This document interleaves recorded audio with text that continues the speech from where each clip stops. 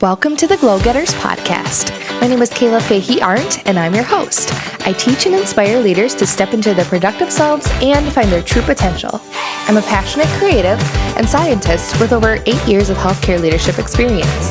At age 25, I stepped into my first management role and didn't find the leadership advice I was looking for. So here I'm giving you the tools to end burnout and enjoy a vibrant career and life. Glad you're here to learn and grow with me. Now, on with the show.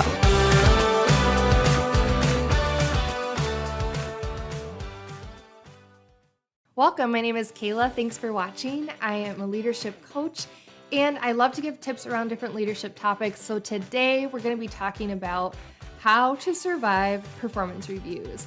And I'm going to be talking about it through the lens of the leader. So how do you prepare for the review, how to host the review, and then we'll talk about how to follow up afterwards. So I don't know if you've heard, but I host the group called the Leadership Collaborative. I actually host it on a separate platform called Mighty Networks, which is outside of social media. It's a great way for leaders like yourself, like me, to collaborate on different ideas throughout the month. And then I also give different monthly leadership tips. I provide PDFs and different content through topics so that you can enhance your performance as a leader, but also feel really confident and successful in each of your days. So if this is something that you'd be interested in, if you're a young professional searching, Googling, Pinteresting for new ideas for leadership that feels good to you, it doesn't feel like top down, but feels like growing and working together, then I definitely suggest you check out the link in the description or in my bio, learn more about me from my website and see if it might be a good fit for you. Otherwise, whoop, coffee jumping out of the cup. You can watch more videos on my Instagram here or on my YouTube channel. All right, so on with the content. Coffee first. Okay, preparing for the review. Number 1, ask your direct report to perform a self-evaluation. So when they evaluate themselves on their goals and their behavior, their performance behavior, that gives you a sense of how they think they're doing.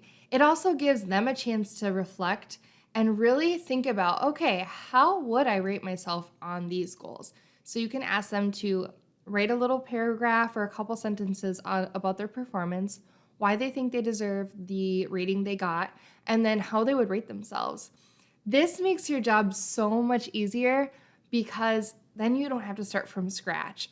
You can get the information from what they think, see if it's reasonable, if you agree with it, and then add upon that. The second thing you can do to prepare for your review is to look back at your one-on-one notes, emails, kudos you may have saved from your direct reports or for your direct reports, and you can integrate real-life examples into the review.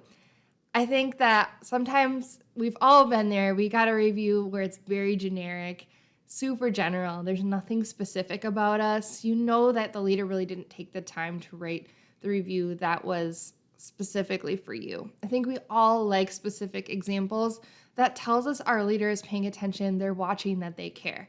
Try to put one-on-one real life examples into the review, and they could be things from your one-on-one or maybe emails. One tip is to keep a one-on-one notebook with tabs for each of your individuals.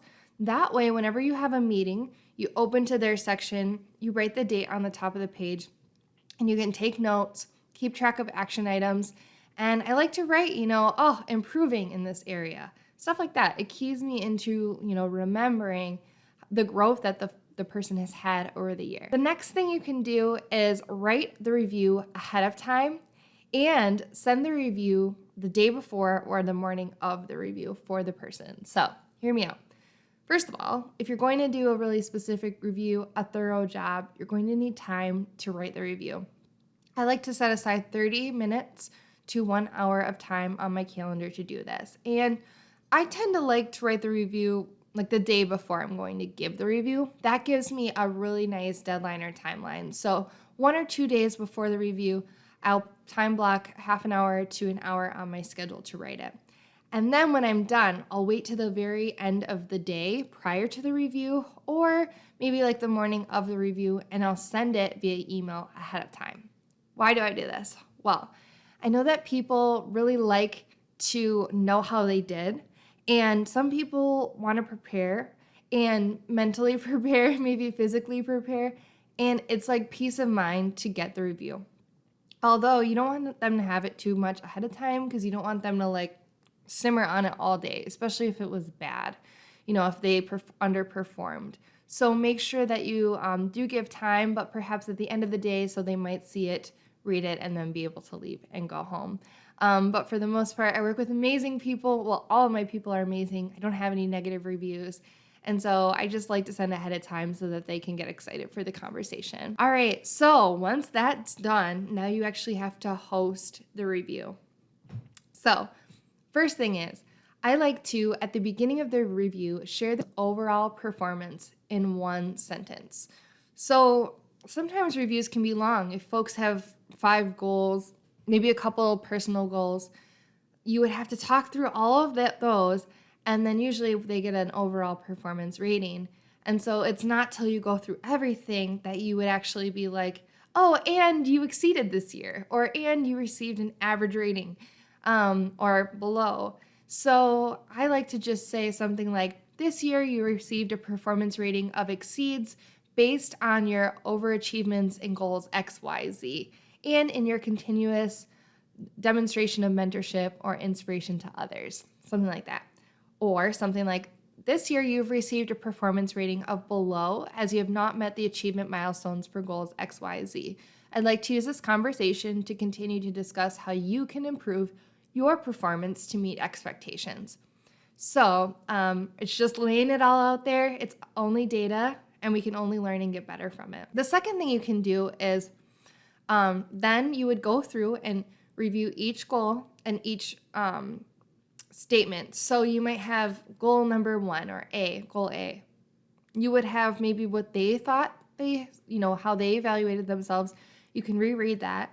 And then you can read what you have written as your comments. And then you can summarize and give the rating for that goal. I would suggest avoid making this part about you. So you can maybe write sentences like, I've observed several improvements over the last year, or because of your passion and positive attitude, I'm grateful to have you on our team. But shy away from writing stuff about you as the leader. Make sure this is about them. This is their time to shine. This is their goal, their achievements. Next, talk about plans for personal and professional growth over the new year. So something I like to do at the end of the review is talk about, or within each goal, if it's applicable, how you can aid the person in developing themselves this year.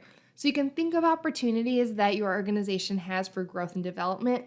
Maybe send them some links to some websites where they can sign up. If your company, if it's a paid growth seminar, see if your company offers money or stipends for your department to send folks. Another thing you can do is figure out things you can delegate to the person this year. So if they want to learn a new skill, perhaps you give them a little bit of your work or extra work.